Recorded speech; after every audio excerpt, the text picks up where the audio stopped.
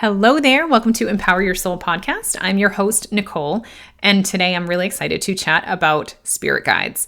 This is a question I know I've heard from a lot of you. I've gotten a couple of inbox requests to talk about guides, so this is it. Buckle up. Let's go. And I'm going to try to cover lots of different topics. Don't mind me. I'm getting my pen out and chicken scratching so I stay on point here today. But I wanted to talk about who they are, what they're here to do, how that shows up in your life, and then maybe how to seek a connection with them and kind of understand them more to reduce resistance in establishing that relationship or that receiving the guidance from these amazing souls that watch over us. So let's go there. So who spirit guides are? This is a very loaded question because all of us have many, many, many different guides that watch over us. So at its basic definition, a spirit guide is a non-physical entity or person or soul that watches over us, protects us, and guides us on our journey here in the physical incarnation. And as I say that out loud, there's exceptions to every single rule because I've actually had clients who told me that showed me that their guides were actually living people as well. So I don't think that guides are limited to the spiritual world. But for the most part, when we are working with guides, 99.9% of the time they are in the spirit world and not in the physical world. So I'm just gonna leave that there. That you might receive guidance from angels on earth, I'm gonna say, and they are absolutely guides as well. But for the sake of this conversation, I'm gonna just keep it to the spiritual side of the house to simplify it a little bit. Now, who these guides can be, there really is no limit to this, and the more people try in the marketplace to tie in or suffocate with rules the idea of spirit guides, that's when you know they're not coming from your best alignment. So pay attention to that because spirit guides can be anyone, anything, anywhere. And what that means is that you have a whole team of guides that watch over you, protect you, love you, and they come in very different formats. So I'm going to talk about my guides, for example, and then I'll kind of open it up to what other guides look like. So my guides, I have one main guide. That is your typical, quote, guardian angel or your main guide that's with you from your first breath to your last breath. He's wonderful. I hope he doesn't mind me sharing his name. His name is Jim. It's very fancy, very ethereal name, Jim. Yeah, 100% serious about that. I hope you're laughing because I did when I first found out about it. But I have one main guy, Jim, who tells me, and I don't believe him, that he's never incarnated with me. He's never come into the physical world. He's just here watching over me and making sure I'm on my journey. I have mediumship guides, which to me, my mediumship guide is Archangel Gabrielle. She presents as a female to me. I understand that Gabriel is the male version of that, and many people associate that angel to be male. She has always shown up as a she in my mind. By the way, angels don't have gender, so this is all bullshit in my head. But Archangel Gabrielle is my mediumship guide. I have Archangel Raphael, which helps me with Reiki and healing, amongst other things, besides keeping my life light and happy because he cracks me up. And then I have a whole slew of other guides. I have all of my family that's departed that shows up in all of my mediumship practice sessions with my students. I consider all of them spirit guides. I have my departed animals and pets out there. So really, I know I'm surrounded by many souls that I know and many souls that I don't even know at all that protect me, love me, watch out for me, and help me on my journey. So that's the idea of what a spirit guide is. Now, as you hear me say that, hopefully you're understanding that there are no limitations to how these spirit guides can show up. Because as I mentioned, they can be angels that have never been on planet Earth before. They can be archangels, which obviously are God's biggest helper team, at least in my religion. I'm sure there's other religions with similar ideas. There can be your departed loved ones. There can be pets. There can be other famous people who lived on planet Earth that maybe you didn't know that watch over you. So for example, let's just toss it out there, like ascended masters like Jesus and Mary. You can also, have Elvis as your guide. If you're big into music, maybe Van Gogh is your guide. If you're big into paint and you love Impressionism, right? So you can have pretty much any one of these things, any one of these types of categories of souls as your guide, including pets and animals. They watch over you too. And like, not to totally break your brain, but also I don't think that human-based forms are the only ones out there watching over us. I think there's intergalactic souls, ETs, for example, watching over us, interdimensional beings that also watch over us too. I don't think anything's off limits. And I think that's the weird part about me, is that if you can believe it, if you can dream it, it's real. So that's my perspective. So don't be limited in thinking you just have one type of guide. You have many, many different types of guide that, again, all bring their specialties, their strengths to the table to help you. So what do? Collectively and individually, these guides, number one, help you on your journey. So the number one thing, their number one success factor is, did you learn your life lesson, or did you complete, I'm going to say, your soul contract, for lack of a better word, that you signed up here to do during this incarnation? So did you do that? That's their number one goal, is to make sure you do that. Their number two goal is to make sure you have fun along the way, because we don't just show up here to accomplish things. We also show up here to live a physical experience in a very dense vibration. There is nothing like this, I'm going to say, in the spirit world, but I laugh a little bit while I say that because we are in the spirit world, but you know what I mean. There's nothing like this physical vibration, low vibrational level on the other side. You have to like choose to come to a place like this. So we're here to experience this, and we're most of all here to experience love and connection. So your guides help you with all of this. They help you stay on your path. They help you maintain relationships. They help you lead a fun, lasting, fulfilling life. They do not want you wasting your time here, sitting in grief energy, sitting in sadness energy, sitting in despair, sitting in depression, sitting in anxiety. And they will send you signs to help you achieve all of these things, to help you on your way, to help you find joy, etc. So you can pretty much consider all of your departed loved ones your guides, in a way that they all send you signs. They all help you on your journey. They all, for example, if you have a jokester departed loved one that always liked playing pranks on people, and now they hide your keys, like, that's what I'm talking about. That's a guide that's trying to help you on your journey maintain your vibration and making sure that you're living a happy and joyous life by making you laugh, even though in the moment you probably went nuts. So that's what they're here to do. What they are not here to do is to make life easy for you. That is not what guides are here to do. Guides are not here for you to give them a wish list of, here is what my best life would look like if you could just allow me to win the lottery, a megabucks jackpot. Doesn't have to be the top one.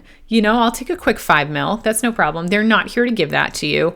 They're not here to make it easy for you. They're not here to solve all your problems for you and clear roadblocks for you and make it the easiest, smoothest, best life that you've had. Like, that's not what they're here to do.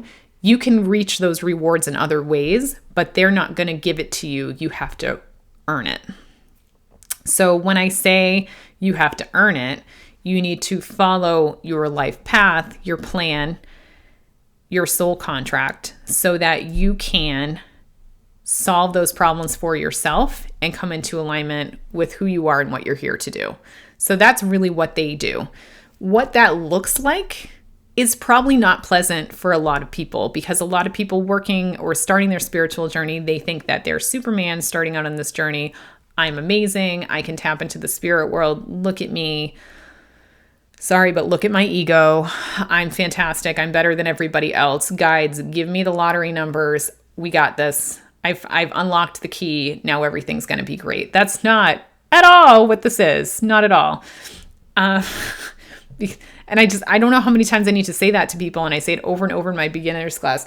They are not here to solve your problems. They are here to put problems in your way so that you learn your life lessons and use the time wisely here on this earth. So what that might look like is giving you a flat tire, right? Or because you need to slow down so that you don't get in an accident before work. Or they might give you the challenge of, I'm just going to put it out there, like, dating somebody that is so toxic for you or putting you in the middle of a toxic family because that's part of your soul contract is to overcome the dynamic of that and bring it back to yourself and own yourself and not create codependency amongst the family or the relationship so that you can come into your own and again, be in alignment with who you are. So they will place you, including yourself, you'll place yourself in really bad circumstances where it's challenging and it's difficult and you have to overcome it. But I always believe in the adage that they never give you things that you can't overcome, that you're not strong enough to persevere through, because that's the whole point of this. They wouldn't place you in the middle of a problem where you couldn't solve it. So keep that in mind. If you're in the middle of some shit, it's on purpose. So figure out what the lesson is so you can get out of it as fast as possible. So don't minimize that. They're not here to make your life easy. They're here to make you accomplish your goals. And that might not look good for a little while. But they're also here to cheer you on and be your biggest supporter, regardless if you win or lose in your journey to achieve your soul contracts. Because they're truly your spiritual team that guides you, that loves you unconditionally, that wants you to be your best self. They want to see you overcome these hurdles so that you can move into your best life and full alignment with who you are so that you can enjoy the rest of the time that you have here. And I think that's why a lot of people want to tap into guides, because they are so sick of going around this Ferris wheel or this hamster wheel, it's probably a better word, of an incarnation. And they want things to be easier and they want to move through these lessons as fast as possible so that they can come out on the other side transformed, changed for the better, and that they can come out with a new perspective and hopefully more time for joy and success and happiness once they move through these life lessons. And I think that's why a lot of people engage with spirit guides. I would say that's certainly true for me, is that I wanted to learn what I needed to learn so that I could fast track it. But that's a whole therapy session on it to itself, is not wanting to enjoy the journey. And sometimes they make you slow down to enjoy the journey, right? Side quests, certainly side quests. Your spirit team will send you down them all the time, just like this digression on this podcast episode. So how do you connect with your guides? There's a lot of ways. There's a lot of ways you can connect with your guides. If you are spiritual 101 and you don't have a lot of your clairs developed yet, I'm going to say yet because everyone can develop them. The best thing that I do is look for signs and synchronicities. I will look for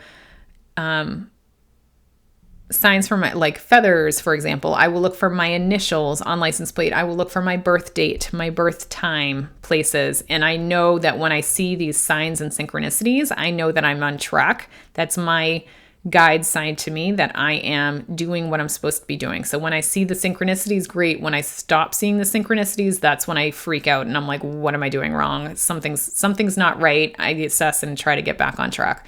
So signs and synchronicities, definitely number one. Number two, I would say spirit works through you or through other people to get to you. So you might start hearing common themes from other people. You might start seeing common videos on social media. Watch out, obviously, for the algorithm, but you might start hearing common themes across multiple areas of your life. So, for example, most recently, the theme of psychic investigation, cold cases, has come up repeatedly over and over again. Even this morning, chatting with my dear friend Raphael, she's starting to talk about cold cases too, right? So it keeps coming up in different areas. So that is spirit sign to me that this is a path that I need to go down. And so I'm going down that path, right? I'm taking that class so that I can learn psychic investigation, cold cases, all that jazz. So that's what I'm talking about when I say spirit will send you signs through other people. People will tell you what to do. You'll have a synchronicity that comes through other people. So pay attention to other people. More specifically, to get more control over your connection with your guides, a great way to start is with tarot cards. I like to use a specific deck of cards for my guides.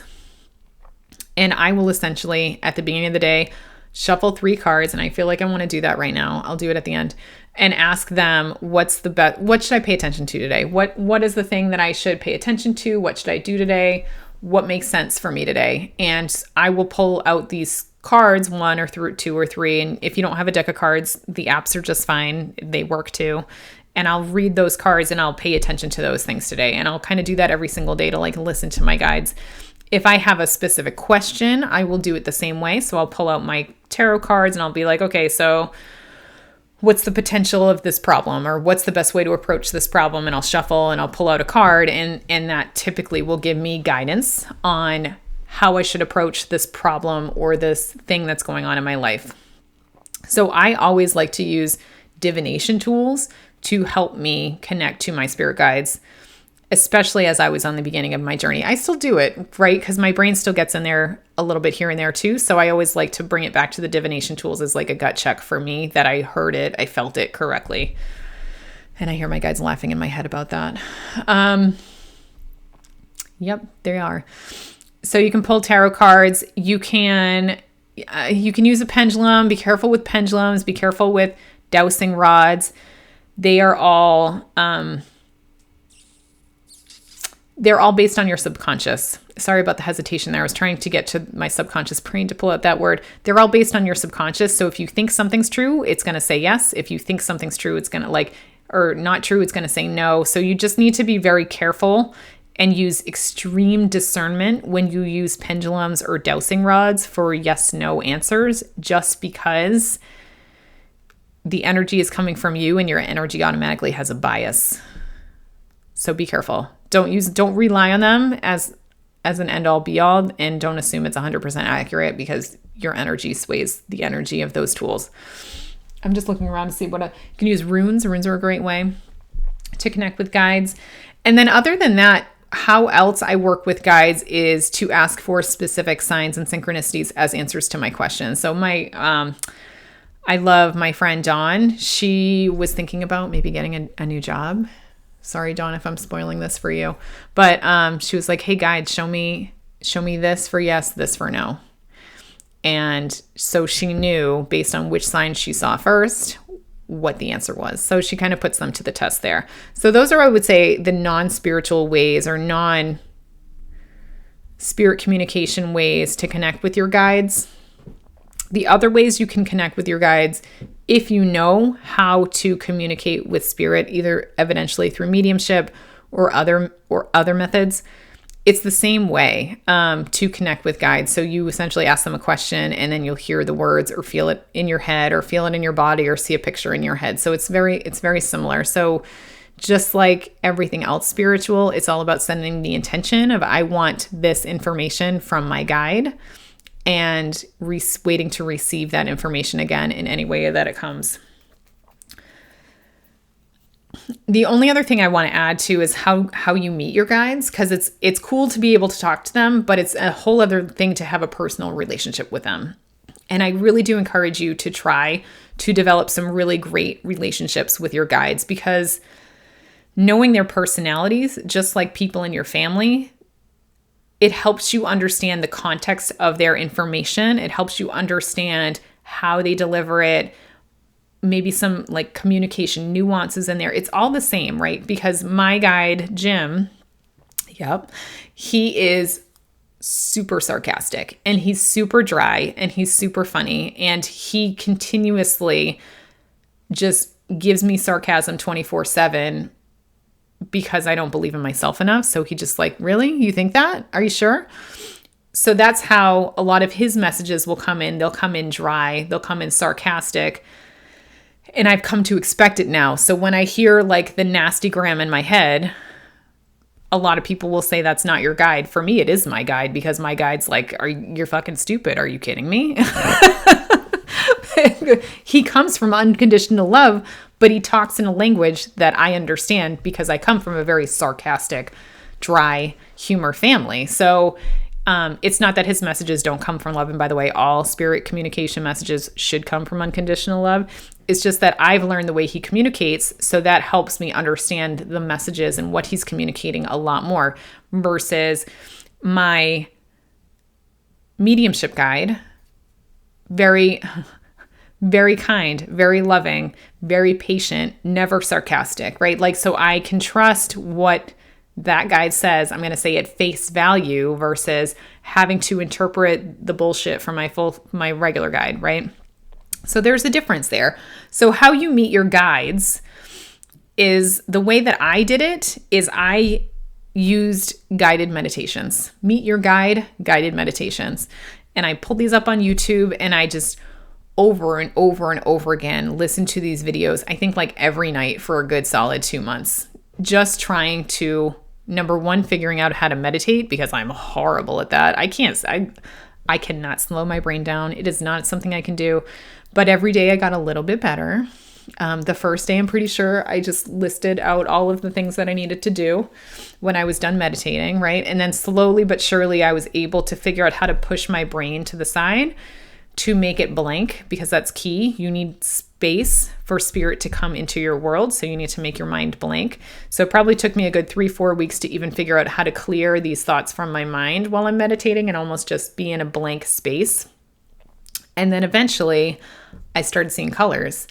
And then after I started seeing colors, I would see the shadow of a person. And then after I saw the shadow of a person, I could actually see my guide and what they look like. And then as I continued to take classes in spirit communication and working with my guides directly, I was able to learn kind of how to hear them, how to receive the messages more. And when you start receiving the messages, you're going to want to just, I feel like I'm going down my mediumship or spiritual connection 101 course, but everyone wants to hear and see, because that's how those are the two main senses I'm going to say we use today, is hearing and seeing. But just be open to receiving it in the feeling of your body, in the knowing, in being able to, again, like feel things, smell things, taste things, because spirit shows up the best way they can. But don't automatically close the door to only hearing and seeing, because you might be missing out on signs and communications from your guide, like the goosebumps, like the tingles, right? Like the shivers, like feeling really hot or feeling really cold. Like these are all signs from spirit as well. So that's how I met my guide. I'm just tapping in very quickly to see if there's anything else that I need to bring up in this session for all of you. I think what you need to know is that if you are having trouble connecting to your guide and creating a personal connection with your guide, don't worry about it. Don't worry about it.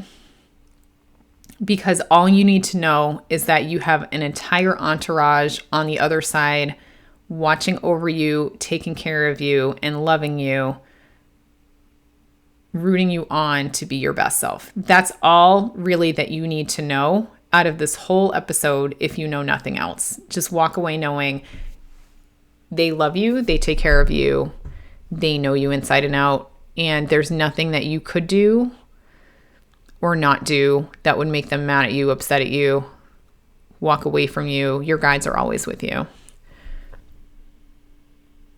So what I would challenge you to do is listen to that little voice inside you more. Pay attention to